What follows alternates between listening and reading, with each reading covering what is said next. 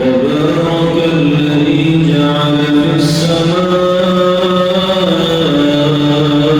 بروجا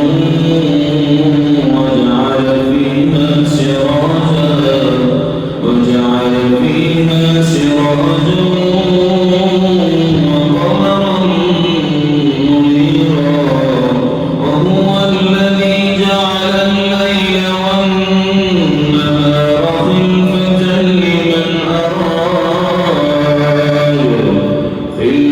لمن أراد أن يذكر أو أراد شكورا وعباد الرحمن الذين يمشون على الأرض هونا وإذا خاطبهم الجاهلون قالوا سلاما والذين يبيتون لربهم سجدا وقياما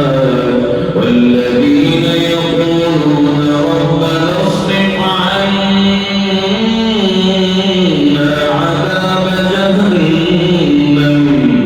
إن عذابها كان غراما إنها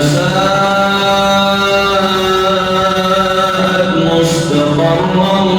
ومقاما والذين إذا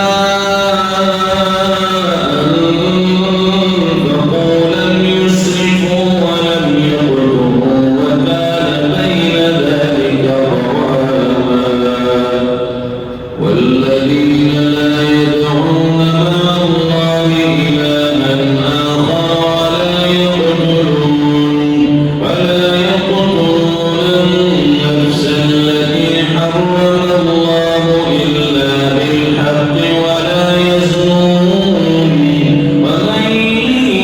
يفعل ذلك يلقى أثاما يضاعف له العذاب يوم القيامة ويخلد فيه مهانا إلا من تاب وآمن وعمل عملا صالحا فأولئك يبدل الله سيئاتهم حسنات وكان الله غفورا رحيما